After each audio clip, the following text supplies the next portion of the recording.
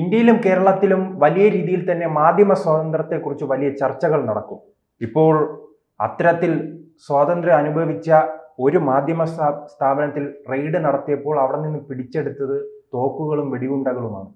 ഇനി ബോംബ് നിർമ്മാണത്തിന് പരിശീലനം ലഭിച്ചിട്ടുണ്ടോ എന്നും കൂടുതൽ പരിശോധിക്കുമ്പോൾ അറിയാം.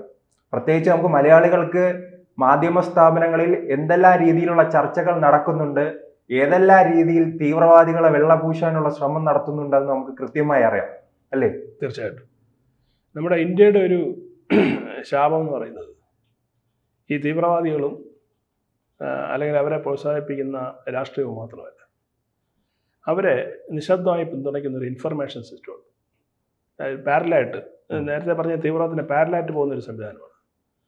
അതായത് ജേർണലിസ്റ്റുകൾ, അതായത് മുതിർന്ന പത്രപ്രവർത്തകരുണ്ട്, അല്ലാതെ താരതമ്യേന ജൂനിയർ ആൾക്കാരുണ്ട്. ഇവർ ഈ പറഞ്ഞ ഭീകരവാദത്തിന് വലിയൊരു അളവ് വരെ ഒരു സമാന്തര സേവനം നടത്തി ഇവർ നടത്തുന്ന പ്രവർത്തനങ്ങളെ വെള്ളപൂശി അവർ നല്ലവരാണ്, ഈ ഗതികേടുകൊണ്ട് ഇങ്ങനെ പറ്റിപ്പോയതാണ്, ഇല്ല എങ്കിൽ ഫാസ്റ്റ് സർക്കാർ അവർക്കെതിരെ ആക്രമണം നടത്തുന്നതിനുള്ള ഒരു ഇരവാദം ഉന്നയിക്കാൻ വേണ്ടിയിട്ട് ഒരു സംവിധാനം ഇതിന് സമാന്തരമായി പ്രവർത്തിക്കുന്നുണ്ട്. പലരും അതിനെക്കുറിച്ച് ചർച്ച ചെയ്യുന്നില്ല. ഇപ്പോൾ കാശ്മീർ ടൈംസിനെ ഓഫീസ് ഇന്നലെ ഈ പറഞ്ഞതുപോലെ അവിടുന്ന് റിവോൾവറുകൾ, അതുപോലെ തന്നെ ഈ ബോംബിൻ്റെ പിന്ന്, ഇങ്ങനെയൊക്കെയുള്ള കുറേ ആയുധങ്ങൾ അവിടെ സ്പെഷ്യൽ സ്ഥാപനത്തിൽ അതെ സ്പെഷ്യൽ ഇൻവെസ്റ്റിഗേഷൻ ടീം കണ്ടെടുത്തിട്ടുണ്ട്. ഈ കാശ്മീർ ടൈംസ് എന്ന് പറയുന്ന പത്രം പ്രോ സെപ്പറേറ്റിസ്റ്റാണ്. അതായത് തീവ്രവാദികൾക്ക് അനുകൂലമായി വാർത്തകൾ എഴുതുകയും പ്രചരിപ്പിക്കുകയും ആ വാർത്തകൾ ന്യൂയോർക്ക് ടൈംസ് പോലുള്ള വിദേശ പത്രങ്ങളെ കൊണ്ട് പബ്ലിഷ് ചെയ്യുകയും അതുവഴി ഇന്ത്യക്ക് പുറത്ത് ഇന്ത്യക്കെതിരെ ഒരു വികാരം ഉണ്ടാക്കിയെടുക്കുകയും ചെയ്യുന്നതിൻ്റെ ഒരു പ്രധാനപ്പെട്ട ഒരു കണ്ണിയായിരുന്നു കാശ്മീർ ടൈംസ്. 1954 വേദ് ഭാസിൻ എന്ന് പറയുന്ന ഒരു ജേർണലിസ്റ്റാണ് ഈ പത്രം സ്ഥാപിക്കുന്നത്. ഇത് പറഞ്ഞാൽ വളരെ പുരാതനമായൊരു പത്രമാണ് കാശ്മീരിലെ. പക്ഷേ അവർ ഒരിക്കലും ഈ സ്റ്റേറ്റിന് വേണ്ടിയോ നമ്മുടെ രാജ്യത്തിന് ഉയർച്ചയ്ക്കോ വേണ്ടിയോ പ്രവർത്തിച്ചായിട്ട് ചരിത്രമില്ല. അവർ ഈ പറഞ്ഞതുപോലെ ഈ ഭീകരവാദികളെയും അതുപോലെ തന്നെ പാകിസ്ഥാന് വേണ്ടിയും ഈ മുഖം മൂടിയിട്ടുള്ള പ്രവർത്തനം നടത്തുകയായിരുന്നു കാശ്മീർ ടൈംസ്. ഈ കാശ്മീർ ടൈംസിൻ്റെ ഒരു ചരിത്രം പരിശോധിച്ച് കഴിഞ്ഞാൽ ഇത് സ്ഥാപിച്ചതിന് ശേഷം പല തവണ ഈ ഇന്ത്യക്കെതിരെ ഉള്ള പ്രവർത്തനങ്ങൾ കാരണം ഗവൺമെൻറ് പല നടപടികളും ഈ പത്രത്തിന് സ്വീകരിച്ചിട്ടുണ്ട്. അല്ല, മാധ്യമ സ്ഥാപനത്തെക്കുറിച്ച് ഇത്തരം നടപടികൾ അവർ എന്ത് ചെയ്യാൻ സാധിക്കുമെന്ന് ഞാൻ തുടക്കം സൂചിപ്പിച്ചതുപോലെ തന്നെ മലയാള ചാനലുകൾ കാണുമ്പോൾ തന്നെ നമുക്ക് മനസ്സിലാവും. മലയാളം ബീഹാർ തെരഞ്ഞെടുപ്പ്, ഇവിടെ ദില്ലി സ്ഫോടനവുമായി ബന്ധപ്പെട്ട് തന്നെ വെള്ളപൂശുന്നത് പല ചർച്ചകളും നാം കണ്ടിട്ടുണ്ട്. തീർച്ചയായിട്ടും മലയാളത്തിൽ വരുന്നതിന് മുമ്പ് കാശ്മീർ ടൈംസിൻ്റെ ഒരു പശ്ചാത്തലം പ്രേക്ഷകർ അറിഞ്ഞിരിക്കേണ്ടതുണ്ട്, അല്ലെങ്കിൽ തെറ്റിദ്ധരിക്കപ്പെടും. കാരണം ഇപ്പോൾ ഇന്നലെ നിലവിളി തുടങ്ങിയിട്ടുണ്ട്. രാജ്ദീപ് സർദേശായും ടീമും ഒക്കെ നിലവിളി തുടങ്ങിയിട്ടുണ്ട്. കാരണം മാധ്യമ സ്വാതന്ത്ര്യത്തിനുള്ള കടന്ന കയറ്റമാണ് ഇത്. പ്രസ് ഫ്രീഡത്തിനെ ചോദ്യം ചെയ്യാനെന്ന് പറഞ്ഞിട്ട് ചില വർത്തമാനം വന്നിട്ടുണ്ട്. അപ്പോൾ ആ വർത്തമാനം ശരിയാണോ തെറ്റാണോ നമ്മൾ ബോധ്യപ്പെടുത്തിയിട്ടുണ്ടല്ലോ. ഈ വേദ് ഭാസിൻ നമ്മുടെ 2019 ആർട്ടിക്കിൾ 370 റദ്ദാക്കിയതിന് ശേഷം ഒരു വലിയ സുരക്ഷാ സംവിധാനം കാശ്മീരിൽ ഒരുക്കിയല്ലോ. വലിയ സെക്യൂരിറ്റി അവിടെ അറേഞ്ച്മെൻറ്റ് നടത്തി. അതിനെതിരെ അദ്ദേഹം സുപ്രീം കോടതിയിൽ കേസ് ഫയൽ ചെയ്തു. നോക്കിയാണ്, ഒരു പത്രത്തിൻ്റെ സ്ഥാപനമാണ്. അപ്പോൾ ഒരു നിയമം നടപ്പിലാക്കിയ ആ നിയമത്തിൻ്റെ ഭാഗമായിട്ട് പ്രശ്നങ്ങൾ ഉണ്ടാകാതിരിക്കാൻ വേണ്ടി അവിടെ സുരക്ഷാ ചുമതല വർദ്ധിച്ചപ്പോൾ അതിനെതിരെ കോടതി പോയ വ്യക്തിയാണ് അദ്ദേഹം.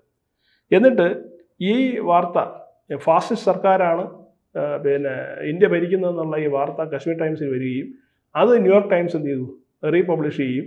എന്നിട്ട് വിദേശ രാജ്യങ്ങളിൽ അവരെന്ത് ചെയ്തു, ഇവർക്കെതിരായിട്ടൊരു സംഭവം ഉണ്ടാക്കുകയും ചെയ്തു. ഈ അടുത്താണ് വേദ് ഭാസിൻ മരിക്കുന്നത്. 2020 ഇവരുടെ ഓഫീസ് പൂട്ടി സീൽ ചെയ്തു. അത് പക്ഷേ ഇവർ പുറത്ത് പറഞ്ഞത് ഞങ്ങൾ പ്രിൻ്റ് നിർത്തലാക്കുന്നു, ഓൺലൈനിലേ ഉള്ളൂ എന്നാണ്. പക്ഷേ അതല്ല വാസ്തവം. സർക്കാർ കെട്ടിടത്തിലാണ് കാശ്മീർ ടൈംസ് പ്രവർത്തിച്ചുകൊണ്ടിരുന്നത്. ആ സർക്കാർ കെട്ടിടത്തിൽ പ്രവർത്തിക്കുകയും നിയമവിരുദ്ധമായ പ്രവർത്തനം ചെയ്തതിനാണ് 2020 ഈ കെട്ടിടം സീൽ ചെയ്തത്, അവർക്ക് ഉപയോഗിക്കാൻ പറ്റാതാക്കിയത്.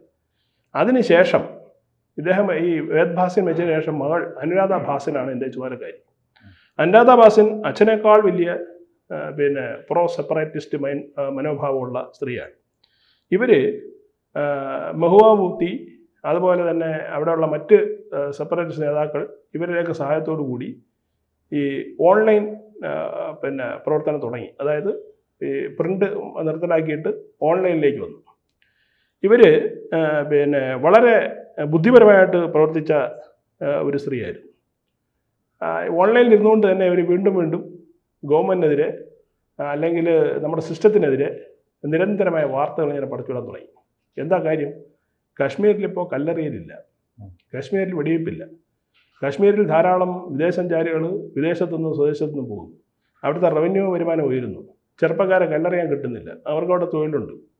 അപ്പോൾ സാധാരണ രാഷ്ട്രീയം മറ്റ് എല്ലാ സംസ്ഥാനത്തും സാധാരണ രാഷ്ട്രീയമാണെന്ന് കാശ്മീരിലുള്ളത്. ഇത് ഇവർക്കൊട്ട് സഹിക്കുന്നില്ല. കാര്യം മറ്റവർക്ക് ഇപ്പം മാത്രമല്ല, പഴയ ടെറർ ഗ്രൂപ്പുകളൊന്നും അവിടെ ഇല്ലല്ലോ, ഉള്ള ഗ്രൂപ്പുകളെ കണ്ട് തകർത്തു. ഇനി മുളച്ചു വരുന്നവരെ ഇല്ലാതാക്കാനാണ് സെക്യൂരിറ്റി ഏജൻസികൾ ശ്രമിച്ചുകൊണ്ടിരിക്കുന്നത്. ഇവർ ചെയ്യുന്നത് എന്താ? അതിന് അനുകൂലമായ ഈ നേരത്തെ പറഞ്ഞ പോലെ ഇൻഫർമേഷൻ സിസ്റ്റം വഴി അവരെ സഹായിക്കാനുള്ള ശ്രമമാണ് നടത്തിക്കൊണ്ടിരിക്കുന്നത്. ഇതാണ് കാശ്മീർ ടൈംസിൻ്റെ പശ്ചാത്തലം എന്ന് പറയുന്നത്. കേരളത്തിലേക്ക് വന്നു കഴിഞ്ഞാൽ കേരളത്തിലെ മാധ്യമങ്ങൾ ഇവിടെ വലിയ തീവ്രവാദം, അവിടുത്തെ തീവ്രവാദമല്ല ഇവിടെ ഉള്ളത്. ഇവിടെയുള്ള മതം മാറ്റ തീവ്രവാദവും ഐസിസ്, പിന്നെന്താണ് ജമാഅത്തെ ഇസ്ലാമി, PFI ഇങ്ങനെയൊക്കെയുള്ള സമയമാണ് ഇവിടെ ഉള്ളത്. ഇവരെ ഉൽപാദനമാണ്. അതെ, തീർച്ചയായിട്ടും പൊട്ടിത്തെറി. ഇവിടെ ആസൂത്രണമാണ്. ആസൂത്രണമാണ് മെയിനായിട്ട് കേരളത്തിൽ നടക്കുന്നത്. മാത്രമല്ല ആളുകളെല്ലാം ഒന്നും ഹൈഡ് ഔട്ട് ചെയ്യുന്നത് ഇവിടെയാണ്. ഇതിന്റെ പ്രധാനപ്പെട്ട ആളുകളല്ല. ഇവിടെ ഉൽപാദനം കണ്ടുപിടിക്കുമ്പോൾ വെള്ളപൂശും ഉറപ്പായിട്ടും. അപ്പോൾ കാശ്മീർ ടൈംസിന്റെ നേതൃത്വത്തിൽ എങ്ങനെയാണോ ഒരു ഇൻഫർമേഷൻ സിസ്റ്റം പാരലായിട്ട് ഈ പിന്നെന്താണ് തീവ്രവാദികളെ സഹായിച്ചുകൊണ്ടിരുന്നത്, അതേ സിസ്റ്റം കേരളത്തിൽ ജിഹാദികളെ സഹായിക്കുന്നു എന്നുള്ളതാണ് വാസ്തവം. അവിടെ തീവ്രവാദികളാണ്, ഇവിടെ ജിഹാദികളാണ്. വ്യത്യാസമേ ഇവിടെ ഉള്ളൂ.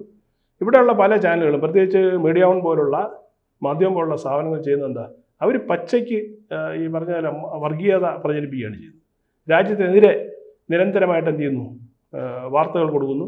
ഏതെങ്കിലും നടപടി എടുത്തു കഴിഞ്ഞാൽ അത് എന്താണ് ഫാസിസ്റ്റ് സർക്കാരായതുകൊണ്ടാണ് ഈ നടപടി വരുന്നത് എന്ന് പറഞ്ഞിട്ട് നടപടി എടുത്ത ആളിനെ ഒരു ഇരയാക്കി മാറ്റുകയാണ് ചെയ്യുന്നത്.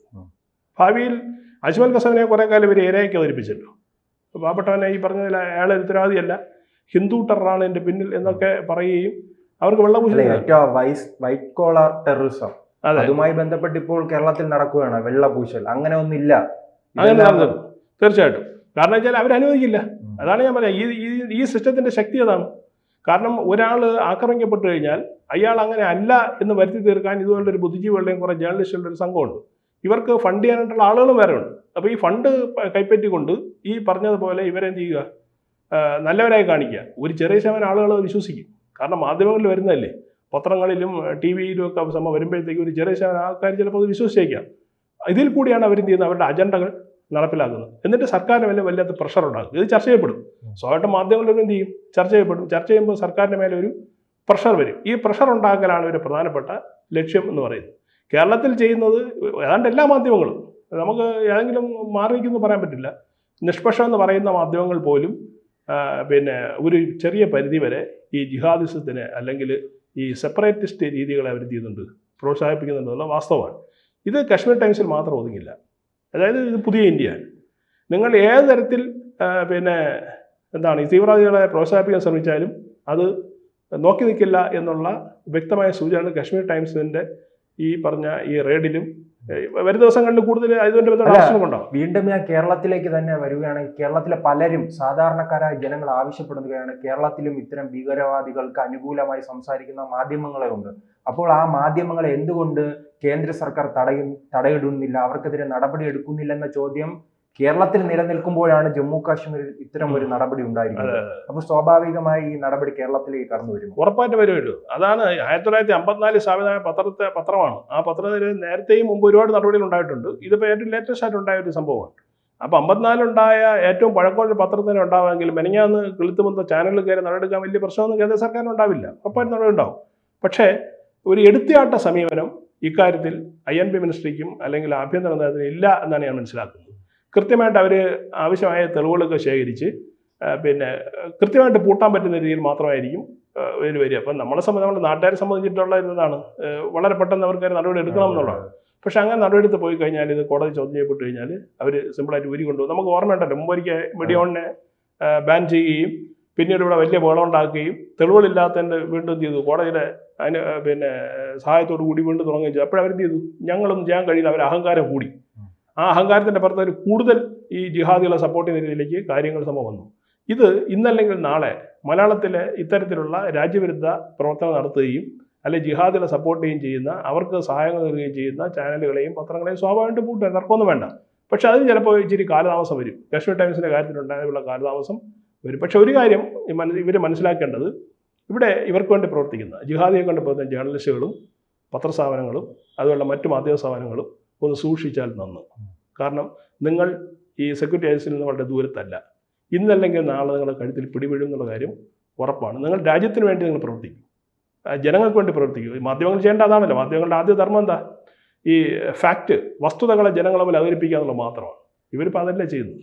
വസ്തുതകൾ അവതരിപ്പിക്കുന്നതിന് പകരം വസ്തുതകൾ വെറുതെ അവതരിപ്പിക്കുക, സത്യസന്ധത അവതരിപ്പിക്കുക. അതിന് വരുമ്പോൾ ചെയ്യുന്ന ഫേക്ക് ന്യൂസാണ് ഒരു കൂടുതൽ വ്യാജ വാർത്തകൾ നിർമ്മിച്ചു കൊടുക്കുകയും ചർച്ചയുടെ പേരിൽ ഈ രാജ്യവിരുദ്ധരായിട്ടുള്ള ആളുകളെ കൊണ്ടിരുത്തി അവർക്ക് കൂടുതൽ പ്രൊമോഷൻ കൊടുക്കുകയും അതുവഴി ജനങ്ങളുടെ മനസ്സിലെന്താണ് രാജ്യത്തിനെതിരെയുള്ള വികാരം വളർത്തിയെടുക്കുകയും ചെയ്തൊരു സമീപനമാണ് നിലവിൽ നമ്മുടെ മാധ്യമങ്ങൾ ചെയ്തുകൊണ്ടിരിക്കുന്നത്.